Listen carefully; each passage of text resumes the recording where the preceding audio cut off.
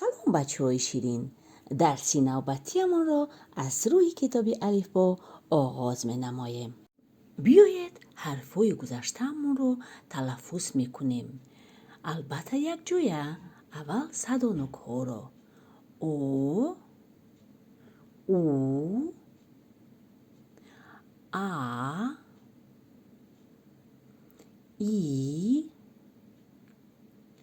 او. اکنون هم صداها رو تلفظ می‌کنیم. سه، ر، خ،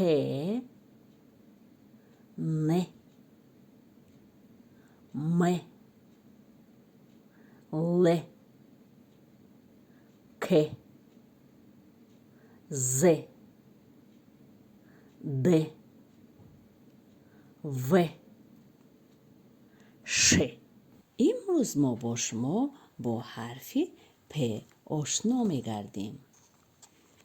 این حرفی پ است. پ کلان، پ خرد. حرف پ در زبان تاجیکی حرفی همصدا است. حرف پ در اول، مابین و آخر کلمه ها آمده می تواند. بر رسم‌های زیرین نظر اندازید. در این رسم ما پخته رو می‌بینیم. در کلمه پخته حرف پ در اول کلمه می آید. کلمه پخته از 5 حرف عبارت است.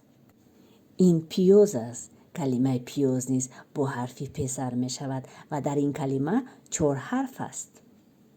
در رسم زیرین ما پلنگ رو میبینیم. کلمه پلنگ دارای 6 حرف است و حرف پ در اول همین کلمه می آید. در رسم زیرین ما پیسته رو میبینیم و ما زیر همین رسم میبینیم که خانچه ها جای دارند و دایرچه اول دایرچه سرخ است. یعنی این نشان میدهد که کلمه پیسته با حرف پ سر می شود. در رسم زیرین ما چی رو می بینیم؟ ما پیله رو می بینیم. کلمه پیله دارای 5 حرف است و حرف پ در اول کلمه پیله آمده است. این رسم چیست بچه‌های شیرین؟ این رسم شپلک است. در کلمه شپلک حرف پ ما در هجای دوم آمده است. یعنی که در کلمه شپلک چند حرف است؟ 7 حرف است و حرف سیومش حرف پ است. طرز نوشت حرف پ چنین است: پ کلان، پ خرد. بیایید حرف پ رو در تخته صنف می نویسیم.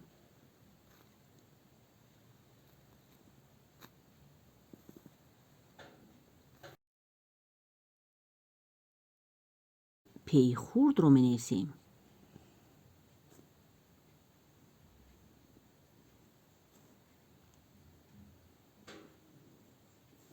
بیایید کلمه های زیرین رو می خونیم. کیرمک، کیرمک. مادر، مادرم، رم، مادرم. پیل، پیل، لا، پیل، پا، پا، دا، پادا. رم، پدرم. پر، ویز، پرویز. کو، مک، کومک. را، سوند، رساند. پر، و، پرو. ریش، پروریش. اکنون کلمه پلنگ رو می نویسیم. پ آ پا لا لا لا ن گ پلنگ. اکنون کلمه پیله رو می نویسیم. پیل لا پیلا. خوندن رو دوام میدیم. پ ای ل پیل ل ا لا پیل لا پا د ا دا پادا رام رم پدرم کیر کیر مک مک کیر مک او وارد آورد پدرم کیرمک آورد م او مو د ا دا مادرم مادرم پر و ریش ریش پرورش کرد مادرم پرورش کرد پر ویز پرویز کمک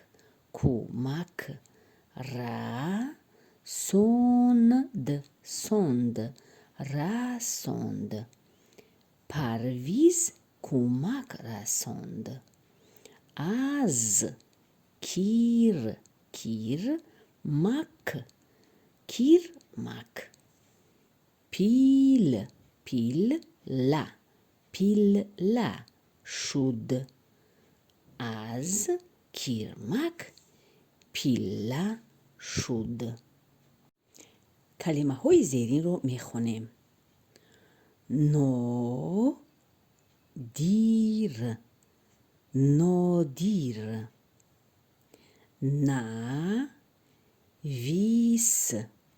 نویس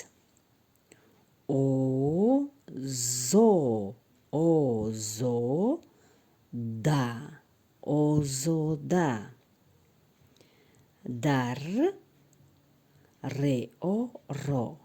در را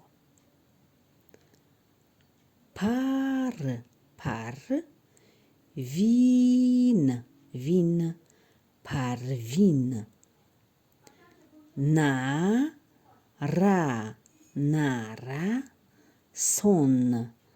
نرسان درس پوش. بیایید حرفای زیرین رو نمبر نماییم. د و ک او خ ا او ای او ن پ ز ل س ر ش. بچه‌های شیرین، ما همین حرف ها رو همش رو تا همین روز گذشته ایم. یعنی که حرف های کتاب الفبای ما تا حال تا به آخر نرسیده اند. یعنی ما باید تلاش نماییم که تا به آخر الفبای خود را آموزیم. بچه های شیرین، در همین جا درسی امروزه ما به آخر رسید. تا درس‌های آینده خوشبخت و سربلند باشید.